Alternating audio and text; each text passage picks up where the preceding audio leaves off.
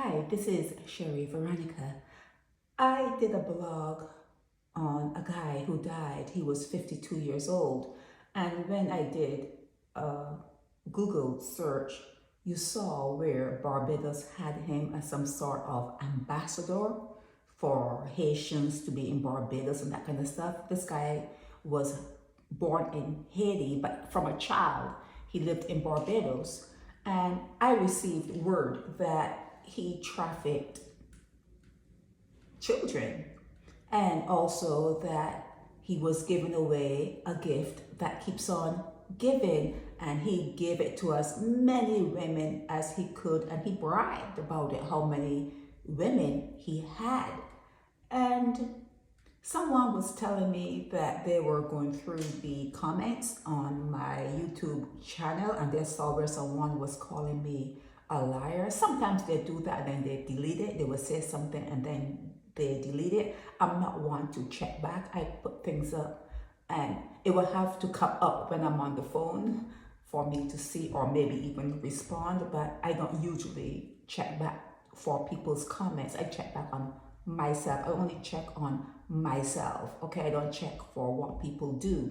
But they were saying that the person called me a liar, and we talked, me and the female spoke, and it's really disconcerting that females are not standing up as they should.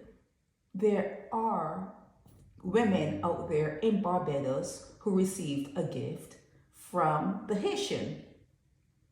There are many women who received the gift from the Haitian, and 20 years back, he knew, maybe even before, but 20 years back, he definitely knew based on information I have received.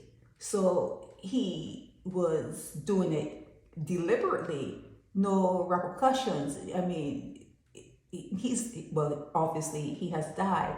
So nothing is going to come about from the women who have been gifted that deadly gift because they live in Barbados and they may be like customers like in the Nelson Street area. And I found it it does something to me. I don't want it to, but it does something to me when I see that women are not standing up for children and other females. It is just a doomed world. I cannot see any other way. It's a world that is doomed, okay? Because here it is that this guy indiscriminately gave a death sentence. We all have it once we come here, but if he were to tell people, hey, this is what I'm delivering to you, would they have said yes? I'm sure they would not have said yes if they knew what the cocktail that he was putting inside of them consisted of, okay? So people knew 20 years back, but there was no warning. There was absolutely no warning. And I think it is incumbent on people, male and female, when they've made this sort of discovery, that they put out a warning. You must let people know, and the ones who know and don't do, let them, come what may for them. Come what may for them. At no time should you turn a blind eye to important stuff like this. And the older women and people, I think I got something in my WhatsApp, like, trying to like curse me out, whatever. I'm sure it was about this. At no time should you be persuaded to keep your mouth shut in a situation like this. You're saving yourself.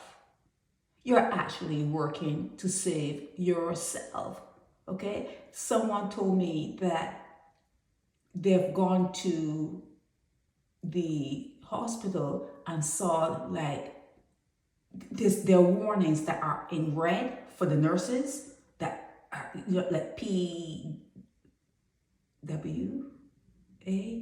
There are things that are written, because I was asking the person, well, when this guy goes into the hospital, how are nurses going to know? And the person said that nurses are trained to treat everyone as a contagion. Everyone coming into the hospital, you treat that person as though they're ready to deliver something onto you, something can jump off of them onto you and put you down. So you have to treat them that way. And it's something that I've said to you in my blogging: trust no one. Trust no one. Okay? So there, I was asking if when someone presents with HIV or whatever, if it affects their their stamina, that kind of stuff. And they said no. They said that sometimes they're given a cocktail which makes them look really good. They be having that particular thing in them and walking around looking healthy. So you never really know. I find myself saying that once they're standing on two legs and they open their mouth, whatever, that's your first warning. That's your first warning. A human next to you is your first warning to protect yourself. You never know. You never know who's coming for you. And this person here was saying that he was from the pits of hell. And anyone who was around him would have known that. Anyone who was around the Haitian would have known that. And also the fact that he was into trafficking.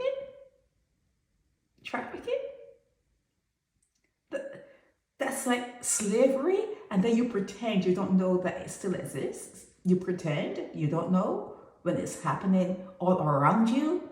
It's a doom kind of place that you've made because you created it. You can make things different. You can make things better with your thoughts. You can start thinking and making things better first with a thought, and then you can start to work towards it, and it will come about. It will come about, but you're not there. It's a downward spiral, and I cannot believe I'm quoting the Bible as often as I have been recently, but it is written that even now it's going to be worse than the days of Noah. It's down. You're going down, and your role models are there to make sure that there's a big thump when they pull you down. Okay, they're going to be rich, and you're going to be gone. They're going to be rich, you're going to be gone. Okay, there's a lot of money spent to make sure that you do not elevate, you do not evolve. There's a lot of money being spent to make sure that you stay in your place. Okay? And until you take agency, I've been using that word recently again, also, you have to take agency. They all knew that you stood around and waited for them to create an act of emancipation. Nah. Who would want to hear anything you have to say? Anyone that waited around and waited for them to get, whatever. It's not a conscience.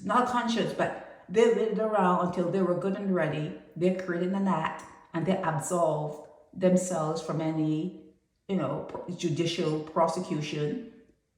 And then you got talk.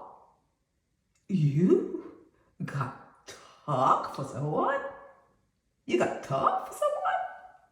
But you just waited around. So the question is, what are you waiting around for now? What are you waiting? You waited around for them to set you free. So what are you waiting around for now? Because it's just though you just do what the white man tells you to do. That's it. You're just doing what the white man is telling you to do. You're not been watching your actions. You're not watching the food you eat. You're not thinking about why you do the things you do. Nothing. Nothing. You're just going along for a ride. And it's a doomed world. This world is doomed. Doomed. That's it. I just wanted to touch back on this Haitian guy. And anyone who's been with him, they said that he has been with that gift for decades, way over 20 years. But 20 years was a marker that they gave me. But yeah, it could have been before. But so if you've been with him, if you've been with the Haitian that recently died in Barbados in the Nelson Street area, he's on my blog. Michelin is his name. Michelin Evans, Michelin. If you've been with him, please sound the warning to whoever else that you know have been with it, if they care, because if they are practicing, that are plying their trade in the Nelson Street area, they probably don't even care. This is Sherry Veronica. Help me spread the word about Naked Departure via social media. Subscribe and share to show support and love for our channels.